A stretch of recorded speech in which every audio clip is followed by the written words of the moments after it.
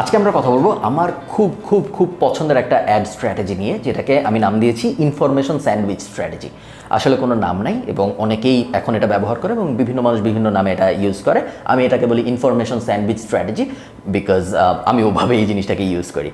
এটা একটা retargeting add strategy এবং এই স্ট্র্যাটেজিটা যদি আপনি ঠিকভাবে ইমপ্লিমেন্ট করতে পারেন এটা খুব ভালো পারফর্ম করবে আপনার জন্য। আমি নিজে এটা রেগুলারলি ব্যবহার করি অলমোস্ট সব ক্লায়েন্টের জন্য, সব ক্যাম্পেইনে, এবং আমার নিজের বিভিন্ন প্রোডাক্ট বা সার্ভিসের জন্য আমার নিজের সব ক্যাম্পেইনেও আমি ইনফরমেশন স্যান্ডউইচ স্ট্র্যাটেজিটা ব্যবহার করি। সো আবারও যদি আমরা আমাদের মানুষ, এ হলো আমাদের কাস্টমার এবং এটা হলো আমাদের প্রোডাক্ট বা সার্ভিস, ওই অ্যাঙ্গেলটা যদি আমরা ফেরত যাই, ধরে নেই আমরা একটা নতুন ফেসবুক পেজ বা আমরা একটা নতুন কোম্পানি বা আমরা একটা নতুন ইনস্টাগ্রাম পেজ, আমাদের এক্সিস্টিং কোনো অ্যাওয়ারনেস নাই, আমাদের এক্সিস্টিং কোনো ফ্যান বেজ নাই, আমাদের আসলে কেউ চিনে না। এরকম সিচুয়েশন যদি হয়, ধরেন একটা কোম্পানি আপনার কাছে এসে বললো যে ভাই আমি একটা ঘড়ির বিজনেস লঞ্চ করেছি, আমাদের কেউ চিনে না, আমাদের ব্র্যান্ডের কোনো নাম নাই, আপনি আমাকে একটা ক্যাম্পেইন সাজায় দেন, আপনি আমার ফেসবুক অ্যাড এক্সপার্ট, যাতে করে আমাদের ঘড়ি প্রত্যেক দিন অনেক মানুষ কিনে। এখন আপনি কি করবেন? অ্যাজ আ মার্কেটার আপনি বিভিন্ন অ্যাঙ্গেল ট্রাই করতে পারেন এবং আপনি অবশ্যই বিভিন্ন অ্যাঙ্গেল ট্রাই করবেন। মার্কেটিংয়ের একটা বড় পার্ট হলো বিভিন্ন জিনিসপত্র নিয়ে এক্সপেরিমেন্ট করা এবং টেস্ট করা। একটা খুব অবভিয়াস সলিউশন হলো আমি এই প্রোডাক্ট বা সার্ভিসের ওয়েবসাইটের জন্য ট্রাফিক অ্যাড চালাবো, বা আমি এর আগের ভিডিওতে আমরা যেটা দেখেছিলাম, আমি 6 লেভেলের বা 7 লেভেলের কনজিউমারের জার্নিটা ম্যাপ করব এবং প্রত্যেক লেভেলের জন্য 2-3টা করে ক্যাম্পেইন বানাবো। ওইভাবে আমি কাস্টমারকে আমার প্রোডাক্ট বা সার্ভিসের দিকে নিয়ে যাব। ওগুলো খুব ভালো, ঠিক আছে, বাট একটা হ্যাক আছে, যে হ্যাকটা যদি আপনি ব্যবহার করতে পারেন সেক্ষেত্রে আপনার কস্ট পার কনভার্সন, প্রত্যেক কনভার্সনের খরচ কিন্তু অনেক কমে আসবে। হ্যাকটা কি? আমরা সবাই জানি দুইটা জিনিস। এক, সবকটা সোশ্যাল মিডিয়া প্ল্যাটফর্ম ভিডিও অনেক পছন্দ করে, সবকটা সোশ্যাল মিডিয়া প্ল্যাটফর্ম চায় আমরা অনেক বেশি ভিডিও ব্যবহার করি রাদার দ্যান ইমেজ বা টেক্সট এই ধরনের জিনিস ব্যবহার করা। এটা হলো হাইপোথিসিস 1। হাইপোথিসিস 2 হলো আমরা এটাও জানি রিটার্গেটিং অ্যাডের খরচ নর্মাল অ্যাডের খরচের থেকে কম। কেন কম? তার কারণ আপনি যখন একটা রিটার্গেটিং অডিয়েন্সে অ্যাড দেন তখন ফেসবুকের কষ্ট করতে হয় না এটা টেস্ট করার জন্য যে আপনার একটা কার সামনে দিলে সে কনভার্ট হবে। আপনি অলরেডি ফেসবুককে বলে দিচ্ছেন যে না 10 লাখ মানুষ না, এই 15,000 মানুষের সামনেই আমার একটা বারবার দেখাও। সো যেহেতু ফেসবুকের খরচ কম হয় পুরো ব্যাপারটা অ্যানালাইজ করতে, এই কারণে রিটার্গেটিং অ্যাড কিন্তু নর্মাল অ্যাডের থেকে অনেক সস্তা। এই দুইটা হাইপোথিসিস নিয়ে ভিডিওর পাওয়ার এবং রিটার্গেটিংয়ের সস্তানেস, এই দুইটা হাইপোথিসিস ব্যবহার করেই আমরা ইনফরমেশন স্যান্ডউইচ স্ট্র্যাটেজিটা বানাবো। স্ট্র্যাটেজিটা কী জিনিস? প্রথমেই আমরা এই কাস্টমারটাকে, এই পোটেনশিয়াল কাস্টমারটাকে দেখানোর জন্য একটা বা দুইটা বা তিনটা ভিডিও বানাবো। সো একটা, দুইটা বা তিনটা ভিডিও বানাবো, তিনটাই হবে ইনফরমেটিভ ভিডিও। কোনোটার ভিতরে আমি কিছু বিক্রির চেষ্টা করব না। ঘড়ি নিয়ে কথাবার্তা হবে, আমার প্রোডাক্ট থাকবে, আমার সার্ভিস থাকবে, প্রত্যেকটাই হবে ইনফরমেশন। সো এটা আমি কথা বলতে পারি ঘড়ির হিস্ট্রি নিয়ে, এটা আমি কথা বলতে পারি মানুষ আসলে কেন ঘড়ি পরে, ঘড়ি পরলে কী লাভ হয়, বা আমি কোনো একটা এক্সপার্টকে নিয়ে আসতে পারি যে সে বলবে যে ঘড়ি পরলে বডি ল্যাঙ্গুয়েজে কীরকম চেঞ্জ আসে, ঘড়ি না পরলে কী ক্ষতি, কেন পরা উচিত, ফ্যাশন স্টেটমেন্ট হিসেবে ঘড়ি কেন ইম্পর্টেন্ট, ইত্যাদি ইত্যাদি।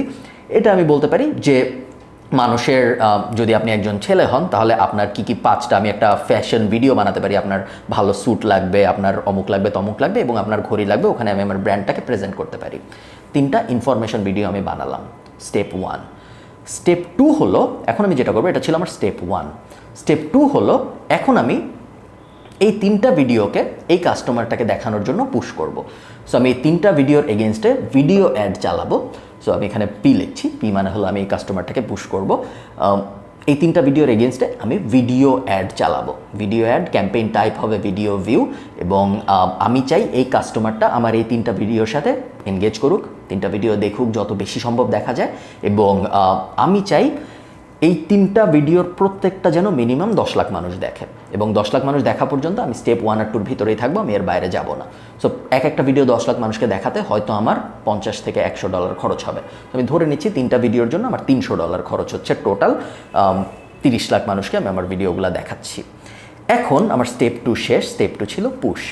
স্টেপ 3 হলো, এখন আমি এটা আমি আর লিখছি কারণ এটা হলো রিটার্গেটিং। স্টেপ 3-তে আমার কাজ হবে আমি একটা রিটার্গেটিং অ্যাড সাজাবো, যেই রিটার্গেটিং অ্যাড শুধুমাত্র তাদেরকেই টার্গেট করবে যারা আমার এই ভিডিওগুলোর 50% দেখেছে মিনিমাম। সো 3টা ভিডিও যদি 30 লাখ মানুষ দেখে থাকে টোটাল, আমার রিটার্গেটিং অ্যাড টার্গেট করবে 15 লাখ মানুষকে, এবং ওইখানে আমি আরও খরচ করব $100 মতো। এই $100 দিয়ে আমি ওই 15 লাখ মানুষকে আমার রিটার্গেটিং অ্যাড দেখাবো এবং রিটার্গেটিং অ্যাডটায় আমি বিক্রির চেষ্টা করবো আমার ঘড়ি। ইনফরমেটিভ অ্যাডে কিন্তু আমি কিছু বিক্রির চেষ্টা করি নাই, রিটার্গেটিং অ্যাডে আমি বিক্রির চেষ্টা করব এবং রিটার্গেটিং অ্যাড আমি তাদেরকেই দেখাবো যারা অলরেডি এই অ্যাডগুলার এই ভিডিওগুলোর 50% দেখেছে। সো আমি জানি এরা ঘড়ি নিয়ে ইন্টারেস্টেড, আমি এদেরকে বুঝাই ফেলছি ঘড়ি কেন জরুরি, আমি এদেরকে ঘড়ির ব্যাপারে অনেক আগ্রহী করে ফেলেছি। সো যেহেতু আমি এদেরকে অলরেডি হাফ কনভিন্স করে ফেলেছি ঘড়ি কেন জরুরি, এদেরকে আমি যখন একটা রিটার্গেটিং অ্যাড দেখাবো তখন আমার রিটার্গেটিং অ্যাডের খরচ কম হবে, কারণ আমি ফেসবুকে বলে দিচ্ছি এই 15 লাখ মানুষকেই আমার একটা দেখাবা, প্লাস এদেরকেও আমি অলরেডি কনভিন্স করে রেখেছি। সো এই $100 আউটপুট অনেক বেশি হবে। টোটাল আমার খরচ হচ্ছে $400।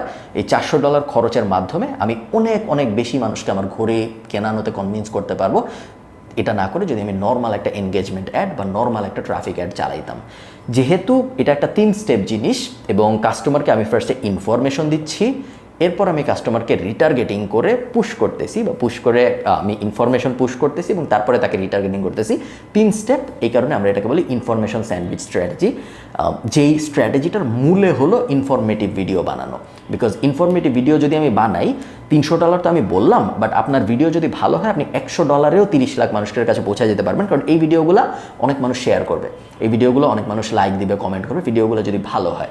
এই ভিডিওগুলোর উদ্দেশ্য কিন্তু কোনো কিছু বিক্রি করা না, আমি বারবারই বলি। এবং সেম স্ট্র্যাটেজি আমরা রেগুলারলি ব্যবহার করি। আমরা ইনফরমেটিভ ভিডিও আমাদের পেজ থেকে পাবলিশ করি, তারপরে তাদেরকে আমরা আমাদের কোর্স কিনতে বলি। আপনারা এই কোর্সটা যারা কিনছেন তাদের অনেকেই হয়তো আমার বিভিন্ন ইনফরমেটিভ ভিডিও দেখেছেন, তারপরে আপনাদের আমি রিটার্গেট করেছি কোর্স কেনার জন্য। এবং এনাফ ইনফরমেশন যেহেতু আমি দিয়েছি স্টেজ 1-এ, এই কারণে যখন আমি স্টেজ 3-তে রিটার্গেটিং করেছি আপনারা কিন্তু কোর্স কিনেছেন। আপনাদের মনে হয় না যে কেন আমি কোর্স কিনলাম, বিকজ আপনারা হাফ কনভিন্স হয়েছিলেন স্টেজ 1-এ যখন আমরা এই যে ইনফরমেশন ফেজটার মধ্যে ছিলাম।